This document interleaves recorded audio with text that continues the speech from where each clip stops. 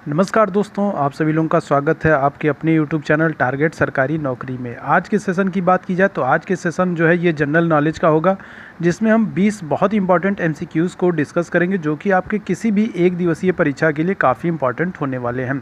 तो चलिए शुरू करते हैं आज का ये सेशन।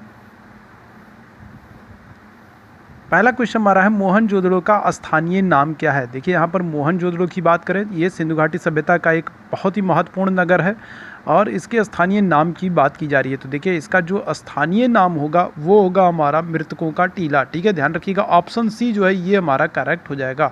ठीक है, मोहनजोदड़ो का जो स्थानीय नाम है ये मृतकों का टीला है। अच्छा, अगर बात की जाए कि ये मोहनजोदड़ो जो है ये इसका अर्थ तो मृतकों का टीला है, लेकिन किस भाषा में है। ठीक है, तो अगर बात की जाए भाषा की तो ध्यान रखिएगा यहाँ पर सिंधी भाषा जो हो जाएगा ये हमारा करेक्ट हो जाएगा। ठीक है, यहाँ पर सिंधी भाषा जो हो जाएगा ये हमारा करेक्ट हो जाएगा। सिंधी भाषा में मोहनजोदड़ो का अर्थ मृतकों का टीला है, तो यहाँ पर सिंधी भाषा जो है ये करेक्ट हो जाएगा। चलिए आगे बढ़ते हैं नेक्स्ट क्वेश्चन की तरफ। प्राचीन बौद्ध धर्म ग्रंथों की रचना किसमें की गई है। ठीक है, तो 4 विकल्प यहाँ पर दिया गया है। तो देखिए यहाँ पर जो करेक्ट आंसर हो जाएगा वो हो जाएगा हमारा पाली। ठीक है, ध्यान रखिएगा, प्राचीन बौद्ध धर्म ग्रंथ जो हैं इनकी रचना पाली भाषा में की गई है, तो पाली यहाँ पर जो है ये हमारा करेक्ट हो जाएगा। ठीक है, चलिए आगे बढ़ते हैं नेक्स्ट क्वेश्चन की तरफ। निम्नलिखित सुल्तानों में से किसने स्वयं को खलीफा घोषित किया। ठीक है, यहाँ पर देखिए दिल्ली सल्तनत के 4 सुल्तानों के नाम दिए गए हैं और यहाँ पर आपको बताना है कि किसने स्वयं को खलीफा घोषित किया है। ठीक है, देखिए यहाँ पर जो करेक्ट आंसर हो जाएगा वो हो जाएगा हमारा मुबारक शाह खिलजी। ठीक है, ध्यान रखिएगा, ये अलाउद्दीन खिलजी का लड़का था। ठीक है, उसका पुत्र था मुबारक शाह खिलजी और इसने अपने आप को स्वयं को खलीफा घोषित कर दिया था। ठीक है, तो यहाँ पर ऑप्शन सी जो है ये हमारा करेक्ट होगा। आगे बढ़ते हैं नेक्स्ट क्वेश्चन की तरफ। भारत में सिपाही विद्रोह की शुरुआत कहाँ से हुई। ठीक है, यहाँ पर सबसे पहले बात करना है आपको। ठीक है, सिपाही विद्रोह की शुरुआत की बात की जा रही है। सिपाही विद्रोह की शुरुआत का तात्पर्य 1857 की क्रांति से है। ठीक है, इस बात को ध्यान में रखिएगा। ठीक है, भारत में सिपाही विद्रोह की जो शुरुआत की बात जो की जा रही है ये 1857 की क्रांति की बात की जा रही है। तो 1857 की क्रांति की शुरुआत कहाँ से हुई है, तो ध्यान रखिएगा यहाँ पर जो करेक्ट आंसर हो जाएगा वो हो जाएगा हमारा मेरठ। ठीक है, भारत में जो 1857 की क्रांति है या जो बात करें सिपाही विद्रोह की जो शुरुआत हुई है ये मेरठ से हुई है। चलिए आगे बढ़ते हैं नेक्स्ट क्वेश्चन की तरफ। कांग्रेस की पहली महिला अध्यक्ष कौन बनी है। ठीक है, अब यहाँ पर प्रश्न में एक बात ध्यान रखिएगा कि यहाँ पर पहली महिला पूछा जा रहा है। ठीक है, कांग्रेस की पहली महिला अध्यक्ष पूछा जा रहा है, तो जब कांग्रेस की पहली महिला अध्यक्ष पूछा जाएगा तब आपका आंसर एनी बेसेंट हो जाएगा। ठीक है, ध्यान रखिएगा, कांग्रेस की पहली महिला अध्यक्ष जो है ये एनी बेसेंट है। ठीक है, अगर वही बात कर दी जाती, आपसे पूछ लिया जाता कांग्रेस की पहली भारतीय महिला अध्यक्ष। ठीक है, जब यहाँ पर कांग्रेस की पहली भारतीय पूछ लिया था, भारतीय महिला अध्यक्ष पूछ लिया जाता, तब आपका आंसर हो जाता सरोजिनी नायडू। क्लियर है। ठीक है, तो कांग्रेस की पहली महिला अध्यक्ष पूछा जा रहा है, तो जब पहली महिला अध्यक्ष पूछा जाएगा तब आपका आंसर होगा एनी बेसेंट। लेकिन अगर यहीं पर कांग्रेस की पहली भारतीय महिला अध्यक्ष पूछ लिया जाता तब यहाँ पर आपका आंसर हो जाता, ठीक है, सरोजिनी नायडू। अब बात करें यहाँ पर कांग्रेस की पहली महिला अध्यक्ष, तो कांग्रेस की पहली महिला अध्यक्ष जो है ये एनी बेसेंट बनी है और ये कब बनी थी, तो ध्यान रखिएगा ये बनी है 1917 में। ठीक है, और किस अधिवेशन की इन्होंने अध्यक्षता की है, तो कलकत्ता अधिवेशन। ठीक है, 1917 में कलकत्ता अधिवेशन होगा और कलकत्ता अधिवेशन की अध्यक्षता जो है वो एनी बेसेंट ने की है। चलिए आगे बढ़ते हैं नेक्स्ट क्वेश्चन की तरफ। गांधी जी दक्षिण अफ्रीका से भारत कब लौटे। ठीक है, तो यहाँ पर देखिए, यहाँ पर जो करेक्ट आंसर होगा वो होगा हमारा 1915। ठीक है, ध्यान रखिएगा, 1915 में गांधी जी दक्षिण अफ्रीका से वापस लौटे थे। ठीक है, अगर डेट की बात करें तो डेट क्या होगा, डेट होगा आपका 9 जनवरी। ठीक है, 9 जनवरी 1915 को गांधी जी जो है, ठीक है, दक्षिण अफ्रीका से वापस लौटे थे। इसीलिए हर साल 9 जनवरी को राष्ट्रीय प्रवासी दिवस के रूप में मनाया जाता है।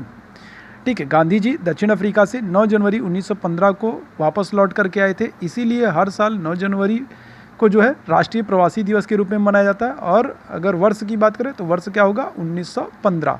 चलिए आगे बढ़ते हैं नेक्स्ट क्वेश्चन की तरफ। कैबिनेट मिशन भारत कब आया। ठीक है, ध्यान रखिएगा कैबिनेट मिशन की बात कर रहे हैं और भारत में जो है कैबिनेट मिशन की सिफारिश पर ही संविधान सभा का गठन किया गया था।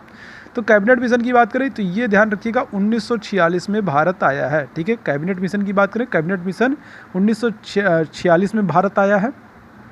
और बात करें कि अगर कैबिनेट मिशन के प्रमुख कौन थे, ठीक है, ध्यान रखिएगा कैबिनेट मिशन के अगर प्रमुख की बात करें तो ध्यान रखिएगा यहाँ पर जो करेक्ट आंसर हो जाएगा वो हो जाएगा आपका पैथिक लॉरेंस, है ना।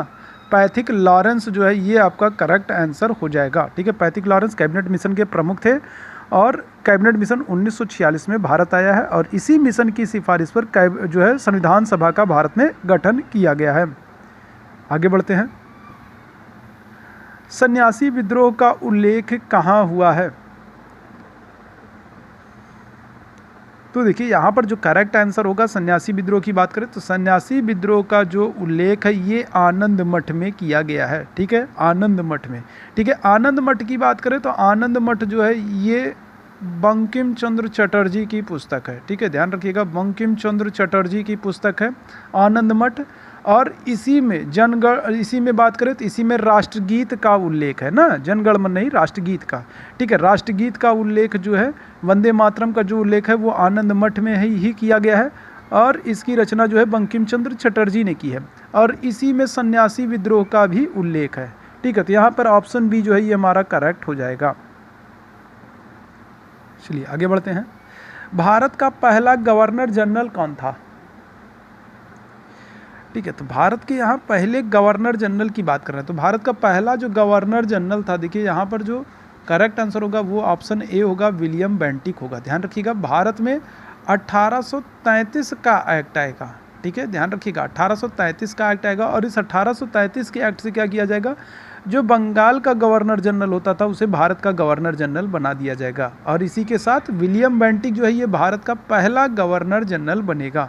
ठीक है, तो ऑप्शन ए जो है ये हमारा करेक्ट हो जाएगा। ठीक है, विश्व में क्षेत्रफल की दृष्टि से भारत का स्थान क्या है? ठीक है, विश्व में क्षेत्रफल की दृष्टि से भारत का स्थान क्या है?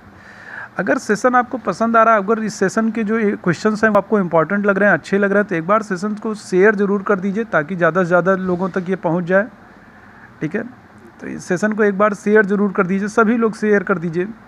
ठीक है, आपके एक एक शेयर से हमको मोटिवेशन मिलती रहेगी और फिर हम और भी मेहनत करेंगे आपके लिए और भी बेहतर तरीके के क्वेश्चंस को लाते रहेंगे, बेहतर प्रैक्टिस सेट लाते रहेंगे ताकि आपकी अच्छी तैयारी हो सके। तो यहाँ पर क्षेत्रफल की दृष्टि से बात करें भारत का स्थान, तो क्षेत्रफल की दृष्टि से भारत का स्थान जो है वो 7वां है। ठीक है, ध्यान रखिएगा विश्व में क्षेत्रफल की दृष्टि से भारत का स्थान 7वां है। अगर वहीं जनसंख्या की बात करते तो जनसंख्या की दृष्टि से भारत का स्थान दूसरा है। ठीक है, लेकिन यहाँ पर क्षेत्रफल की बात कर रहे हैं तो क्षेत्रफल की दृष्टि से भारत का स्थान 7वां है। अब आपके लिए एक क्वेश्चन है, आपको कमेंट बॉक्स में भारत से जो बड़े 6 देश हैं, ठीक है, भारत से बड़े जो 6 देश हैं क्षेत्रफल की दृष्टि से उनका क्रम से नाम लिखना है। ठीक है, तो क्रम से क्षेत्रफल की दृष्टि से जो 6 बड़े देश हैं उनका नाम आपको कमेंट बॉक्स में लिखना है। चलिए आगे बढ़ते हैं। अरावली स्थित है। ठीक है, अरावली बताना है आपको कहाँ पर स्थित है, महाराष्ट्र, तमिलनाडु, झारखंड या जम्मू कश्मीर। देखिए यहाँ पर एक ऑप्शन छूट गया है, यहाँ पर एक ऑप्शन और होना चाहिए था, इनमें से कोई नहीं। ठीक है, अरावली की बात करें तो अरावली जो है ये राजस्थान में है। ठीक है, यहाँ पर देखिए एक ऑप्शन जो है ये छूट गया है।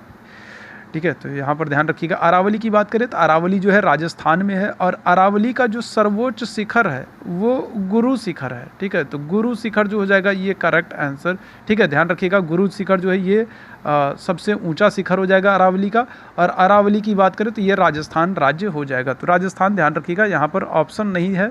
ठीक है, ऑप्शन छूट गया है, इसका करेक्ट आंसर जो होगा वो राजस्थान होगा। ठीक है, अरावली राजस्थान में है और अरावली श्रृंखला का सर्वोच्च शिखर जो है ये गुरु शिखर है। आगे बढ़ते हैं। हुंडरू जलप्रपात किस नदी पर है? ठीक है, हुंडरू जलप्रपात की बात की ना तो ध्यान रखिएगा यहाँ पर हुंडरू जलप्रपात जो है ये स्वर्ण रेखा नदी पर है। ठीक है, ध्यान रखिएगा स्वर्ण रेखा नदी जो है ये हमारा करेक्ट आंसर हो जाएगा। हुंडरू जलप्रपात स्वर्ण रेखा नदी पर है। योजना आयोग का गठन किस वर्ष किया गया है? ठीक है। योजना आयोग का गठन किस वर्ष किया गया है? तो देखिए इसका जो करेक्ट आंसर हो जाएगा वो हो जाएगा हमारा 1950 में। ठीक है, ध्यान रखिएगा 1950 में योजना आयोग का गठन किया गया है। ठीक है, और अगर बात करें योजना आयोग का वर्तमान नाम, तो योजना आयोग का जो वर्तमान नाम है वो है नीति आयोग। ठीक है, ध्यान रखिएगा नीति आयोग कर दिया गया है योजना आयोग का वर्तमान नाम national institute for transforming India, ये नीति का फुल फॉर्म है, और योजना आयोग का जो नया नाम है वो नीति आयोग कर दिया गया है। अब आप एक चीज़ बताइएगा कि योजना का आयोग का ये नाम बदल करके नीति आयोग कब किया गया? ठीक है, ज़रूर बताइएगा कि योजना आयोग जो है इसका नाम बदल करके नीति आयोग कब किया गया है। ठीक है, नीति की बात करें तो national institute for transforming India, ये नीति का फुल फॉर्म है। चलिए आगे बढ़ते हैं। शिवाजी का राज्याभिषेक कब हुआ है? देखिए इस सेशन में जो हमने क्वेश्चन शामिल किए हैं ये सभी एक दिवसीय परीक्षाओं के लिए काफ़ी इंपॉर्टेंट हैं। ठीक है, आप किसी भी एक दिवसीय परीक्षा की तैयारी करते हैं तो ये सभी प्रश्न जो हैं आपके लिए बहुत ही इंपॉर्टेंट हैं। और सेशन अगर आपको अच्छा लग रहा है, आपको यूज़फुल लग रहा है, तो इसको शेयर जरूर कर दीजिए, ज़्यादा से ज़्यादा लोगों तक ज़रूर पहुँचाइए, ताकि हम जो आपके लिए इतना बेहतर प्रयास कर रहे हैं वो और भी लोगों के लिए लाभदायक हो सके। ठीक है, लाभकारी हो सके। तो एक बार सभी लोग शेयर जरूर कर दीजिए इसको। शिवाजी का राज्याभिषेक कब हुआ है? तो देखिए इसका जो करेक्ट आंसर हो जाएगा वो हो जाएगा 1674। ठीक है, ध्यान रखिएगा 1674 में शिवाजी का राज्याभिषेक होगा, और 6 ही साल बाद मतलब कि 1680 में शिवाजी की मृत्यु हो जाएगी। ठीक है, तो ध्यान रखिएगा यहाँ पर राज्याभिषेक की बात करें तो शिवाजी का जो राज्याभिषेक है ये 1674 में होगा। चलिए आगे बढ़ते हैं।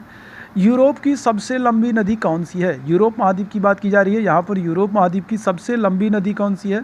तो यहाँ पर जो करेक्ट आंसर होगा वो होगा हमारा वोल्गा नदी। ठीक है, वोल्गा नदी जो है ये यूरोप की सबसे लंबी नदी है, और ये नदी जो है ये कैस्पियन सागर में जाकर के गिर जाती है। ठीक है, ये जो है आपका कैस्पियन सागर में जाकर के गिर जाएगी। ठीक है, कैस्पियन सागर में। ठीक है, तो कैस्पियन सागर में गिरेगी। यूरोप की सबसे लंबी नदी है वोल्गा नदी। चलिए आगे बढ़ते हैं। रिजर्व बैंक की स्थापना कब हुई है? ठीक है, देखिए यहाँ पर जो करेक्ट आंसर होगा वो होगा हमारा 1935। 1 अप्रैल 1935 को रिजर्व बैंक की स्थापना हुई है। ठीक है, और 1949 में इसका राष्ट्रीयकरण होगा। ठीक है, तो दोनों प्रश्न अलग अलग हैं, दोनों चीज़ों को ध्यान रखिएगा। अगर स्थापना पूछता है तो 1935 होगा, 1 अप्रैल 1935 को रिजर्व बैंक की स्थापना हुई है, और अगर राष्ट्रीयकरण की बात होगी तब तो 1949 होगा। चलिए आगे बढ़ते हैं। एशिया की सबसे लंबी नदी कौन सी? अभी यूरोप की बात की हमने, यूरोप की सबसे लंबी नदी तो वोल्गा है, लेकिन अब एशिया महाद्वीप की सबसे लंबी नदी बताना है। देखिए यहाँ पर एशिया महाद्वीप की जो सबसे लंबी नदी है वो है आपकी यांगसी क्यांग। ये नदी जो है बात करें तो ये आपकी चाइना की है ना, ये आपकी चाइना की नदी है। ठीक है, और ये एशिया महाद्वीप की सबसे लंबी नदी है। ठीक है, ध्यान रखिएगा यांगसी नदी या यांगसी क्यांग नदी जो है ये चीन की नदी है, और एशिया महाद्वीप की सबसे लंबी नदी है। विश्व में बात करें तो लंबाई के मामले में इसका 3रा स्थान है। ठीक है, चलिए आगे बढ़ते हैं। ठीक है, भारतीय संविधान को कब अधिनियमित किया गया? बहुत ही ज़्यादा बार ये क्वेश्चन पूछा गया है, कई क्वेश्चन एग्जाम का जो है ये रिपीटेड क्वेश्चन है, बहुत ज़्यादा बार जो है ये क्वेश्चन पूछा गया और आपके लिए बहुत इंपॉर्टेंट है। भारतीय संविधान को कब अधिनियमित किया गया? तो ध्यान रखिएगा यहाँ पर जो करेक्ट आंसर हो जाएगा वो होगा हमारा, ठीक है, क्या होगा यहाँ पर जो करेक्ट आंसर हो जाएगा वो हो जाएगा हमारा 26 नवंबर 1949 को। ध्यान रखिएगा भारतीय संविधान को 26 नवंबर 1949 को संविधान को अंगीकृत, अधिनियमित और आत्मसमर्पित किया गया है। वही बात करें अगर लागू करने की, तब करेक्ट आंसर क्या हो जाएगा? तब आपका करेक्ट आंसर जो हो जाएगा वो हो जाएगा 26 जनवरी 1950। ठीक है, तब आपका करेक्ट आंसर 26 जनवरी 1950 हो जाएगा। ठीक है, लेकिन यहाँ पर अधिनियमित की बात किया है तो अंगीकृत, अधिनियमित और आत्मसमर्पित की जब बात करेगा तब आंसर आपका होगा 26 नवंबर 1949।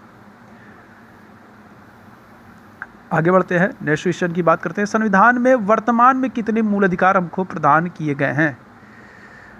तो देखिए अगर पहले की बात करें तो पहले हमको 7 मूल अधिकार प्रदान किए गए थे, जिसमें से एक संपत्ति का अधिकार जो है इसको 44वें संशोधन और 1978 से हटा दिया गया। ठीक है, ध्यान रखिएगा 7 मूल अधिकार प्रदान किए गए थे,